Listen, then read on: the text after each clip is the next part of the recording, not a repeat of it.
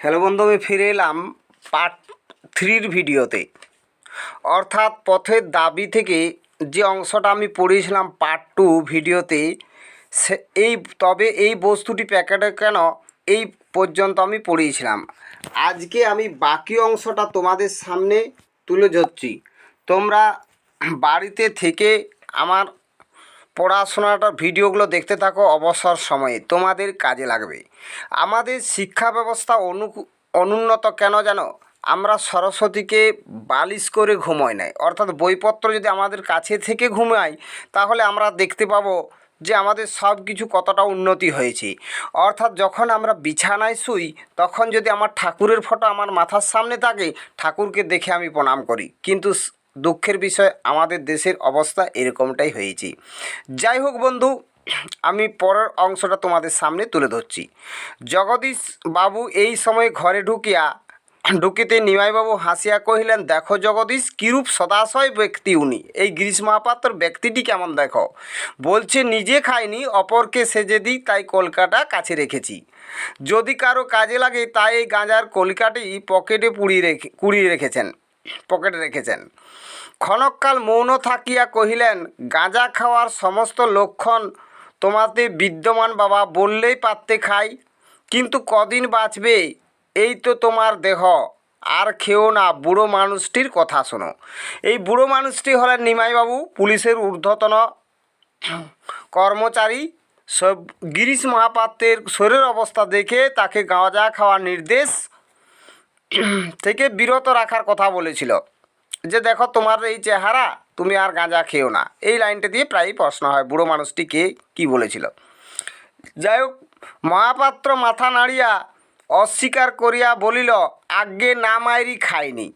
তবে ইয়ার বন্ধু কেউ যদি তৈরি করে দিতে বললে দিই, এই মাত্র, নইলে নিজে খাইনি। ইয়ার বন্ধু অর্থাৎ কাছের কোনো ঘনিষ্ঠ বন্ধু যদি আমাকে বলে যে তৈরি করে দাও, তাহলে আমি দিই, নিজে খাইনি।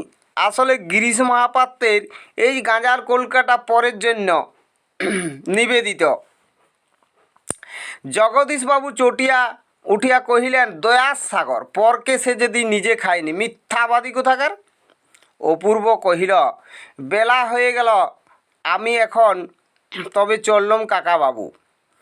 নিমাইবাবু উঠিয়া দাঁড়াইয়া বলিলেন, আচ্ছা, তুমি এখন যেতে পারো মহাপাত্র। কি বলো গিরিশ, কি বলো জগদীশ, পারে তো? জগদীশ সম্মতি জানাইয়া কহিলেন, কিন্তু নিশ্চয়ই কিছু বলা যায় না ভায়া।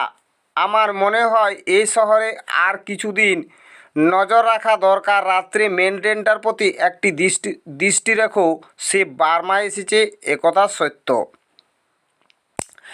জগদীশ কহিলেন, তা হতে পারে, কিন্তু এই জানোয়ারটাকে ওয়াচ করার দরকার নেই বড়বাবু। জানোয়ার মানে গিরিশ মহাপাত্রকে জানোয়ার বলেছেন জগদীশবাবু। কেন জানোয়ার বলেছেন, একটু পরের অংশটা পড়লেই তোমরা বুঝতে পারবে। আমি তোমাদেরকে পড়ে দিচ্ছি। নেবুর তেলের গন্ধে বেটা থানাসুদ্ধা লোকের মাথা ধরিয়ে দিলে।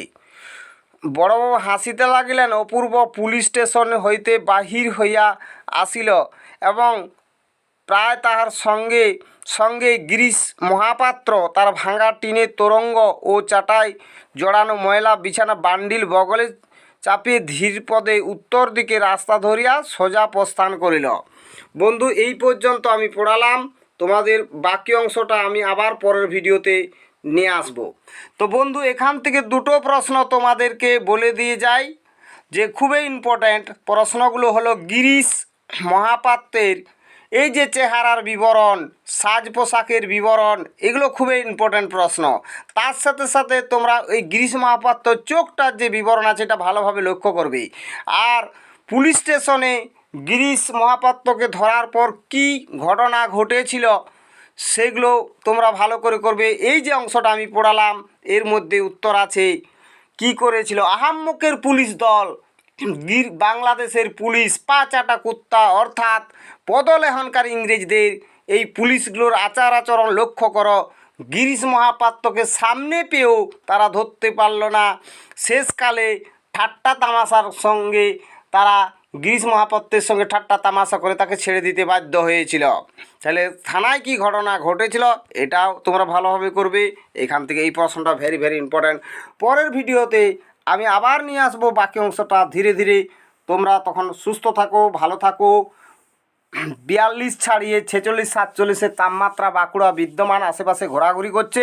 তোমরা অযথা বাড়ি থেকে বেরিও না, প্রয়োজন হলে বেরোবে। আর একটা কথা খেয়াল রাখো, এটা গ্রীষ্মবন্ধের যেহেতু সিজন চলছে, তাই তোমরা ভালোভাবে থেকে বাড়িতে পড়াশোনাগুলো চালিয়ে যাও। শর্ট প্রশ্নের জন্য তৈরি হও আমার এই রিডিং দেওয়া থেকে। আর সকলের সুস্থতা কামনা করে আমি ভিডিও ত্যাগ করছি। দেখা হবে পরবর্তী ভিডিওতে। May God bless you.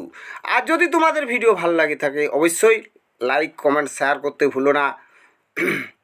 আমি আশা করি ঈশ্বরের নিকট তোমরা দীর্ঘজীবী হও, তোমরা ভালো করে পড়াশোনা করে রেজাল্ট তৈরির জন্য প্রস্তুত হও। তাই তো বন্ধু, ভালোভাবে থাকো।